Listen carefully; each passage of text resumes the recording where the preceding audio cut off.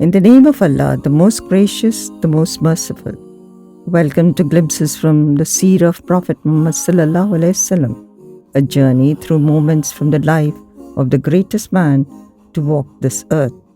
In this series, we'll reflect on the events, lessons, and timeless wisdom from the life of our beloved Prophet Muhammad s.a.w.s, drawing inspiration to enrich our own faith and character.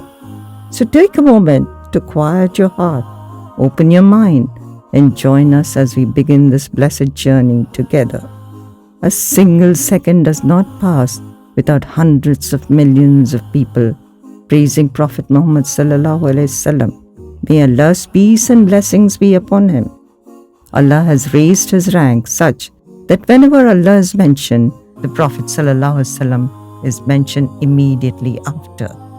We can see this in the Shahada, La ilaha illallah Muhammadar Rasulullah, in the Adhan that calls out, Ashhadu anna Muhammadar Rasulullah. In every prayer or salah, when we sit in tashahhud, we send peace and blessings upon him. And every time we utter his noble name, we follow it with a salutation of Sallallahu Alaihi Wasallam. The Seerah helps us in understanding many of the incidents mentioned in the Quran, and the Quran helps us in referencing the Seerah, making them both intertwined with one another. The study of the life and times of the Prophet ﷺ is therefore not only an obligation but also a source of great benefit, inspiration, and guidance in our lives. Let's now dwell upon how Allah Himself has praised Prophet Muhammad ﷺ in the Quran. The name Muhammad appears 4 times in the Quran in Surah Al Imran, Ayah 144, in Surah Al-Ahzab, Ayah number 40, in Surah Muhammad, Ayah number 2, and in Surah Al-Fath, Ayah number 29. The name Ahmad, which is another name for Muhammad, is mentioned once in Surah As-Saf, 61, Ayah number 6, which was through the tongue of Isa alayhi salam, or Jesus Christ. Both Ahmad and Muhammad are derived from the same root word, hamd, which means praise. Allah says in Surah Al-Ahzab 33, ayah number 21, You have been indeed in the life of Allah's Rasul, the best model. And Allah says in Surah Al-Inshirah 94, ayah number 4, وَرَفَعْنَا لَكَ ذِكْرَكَ, and we exalted your fame. In Surah Al-Qalam 68, ayah number 4, it's mentioned, You, O Muhammad, are of the highest noble character. And Allah says in Surah Al-Anbiya 21, Ayah 107, O Muhammad, we have not sent you but as a blessing to all the worlds. Showing how much the Prophet cares for his ummah, Allah says in Surah Tawbah 9, Ayah number 128, Now there has come to you a Rasul from among yourselves, the one who grieves at your loss, and who is excessively anxious for your success in both worlds, and who is compassionate and merciful towards the believers. And to highlight the status of the Prophet before all the people, Allah says in Surah Al Imran 3, ayah number 31, Say to the people of Muhammad, if you sincerely love Allah, then follow me. Allah will also love you and forgive you your sins. Allah is forgiving, merciful. And to bring to fore the exalted status of the Prophet, Allah says, Indeed, Allah and His angels send blessings on the Prophet. O believers, call for Allah's blessings on him and salute him with all respect. Surah Al-Ahzab 33, Ayah 56. Now let's talk about the specialities of the Prophet ﷺ that only he was given. Prophet Muhammad ﷺ was given honors and privileges unlike any other. He is the last and final Prophet of Allah. Allah says, Muhammad is not the father of any of your men, but is the Rasul of Allah and the seal of the prophets. Surah Al-Ahzab 33, ayah number 40. Prophet Muhammad ﷺ is the only prophet who has been sent for all of humanity, including the jinn. All other prophets were sent only to their own nations. Our prophet has been given the largest ummah, followers out of all the prophets. It has been mentioned in a hadith in Sahih Al Bukhari. The Prophet ﷺ said, Allah showed me the ummahs, and I saw a large ummah as far as the eye could see. The Prophet said that maybe this is my ummah, but he was told, no, this is the ummah of Musa alayhi salam. Then he saw an ummah which was much larger. It was larger than the horizon, and it blocked his vision. He was then told that this is his ummah. In another hadith, the Prophet ﷺ said to his companions that his hope is that the people of his ummah will be 2/3 of the people of Jannah. Our Prophet has been given the most powerful miracle, and that is the miracle of the Quran. All the miracles of other prophets have happened and are in history, but the Quran is a living miracle that can be handed over from one person to another, and all of humanity has access to it. Another speciality given to the Prophet was the night of Al-Isra and Al-Miraj, which was the tour of the universe. He is the only human being who has been called up to the presence of Allah.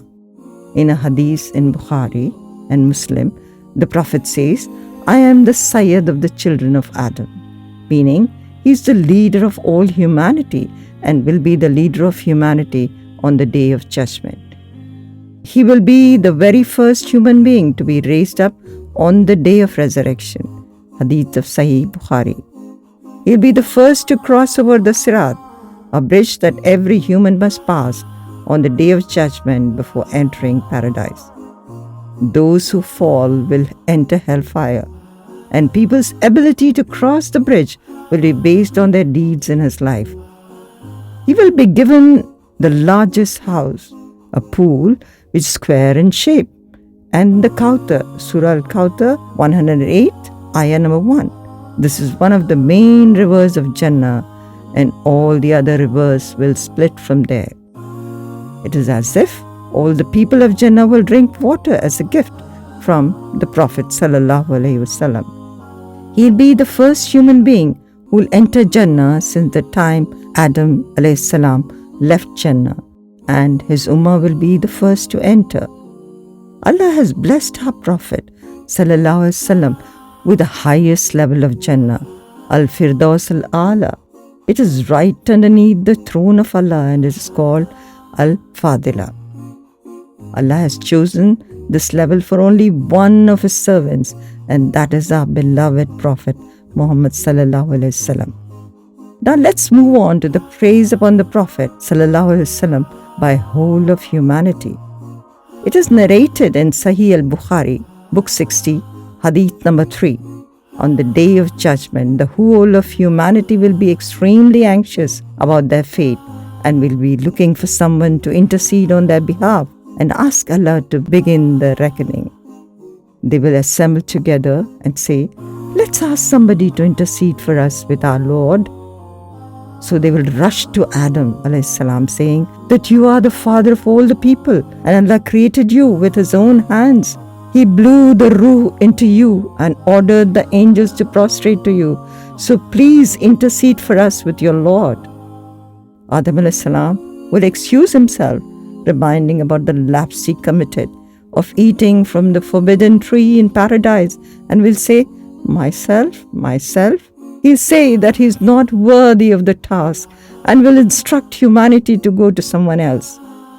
The whole of humanity will go to Nuh alayhi salam, for he was the first Rasul that Allah sent to earth. Nuh alayhi salam will also excuse himself, saying, I made a mistake which I should not have done.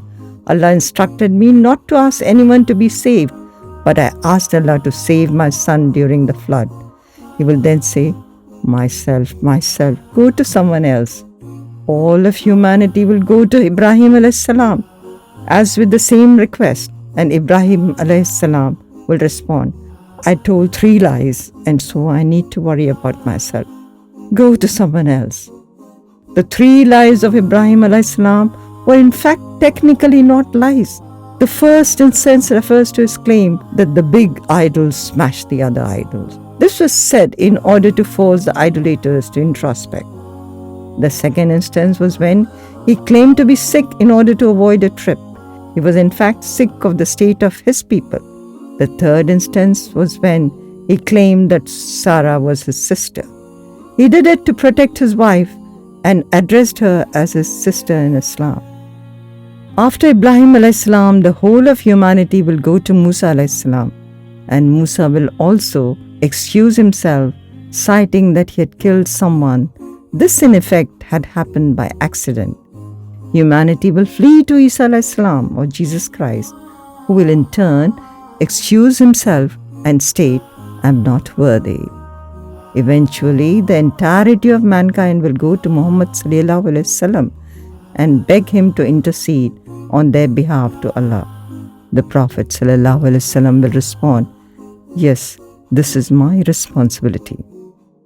Mankind in its entirety, Muslims and non-Muslims alike, will praise him, and he will thus be raised to Al-Maqam al-Mahmud, the station of praise. When Muhammad ﷺ will see Allah, he will fall down in prostration till the time Allah wills, and finally Allah will say, "Raise your head, ask and your request will be granted. Say and your saying will be listened to. Intercede and your intercession will be accepted."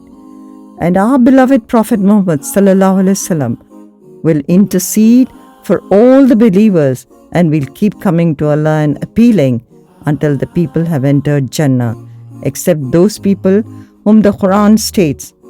The people referred to here are from the verses in Surah Nahl 16, Aayah number 27 to 29, where Allah says that He will humiliate the unbelievers, asking about the deities that they worshipped. And Allah says about them, they will dwell therein in hellfire forever. In fact, very awful will be the abode of the arrogant.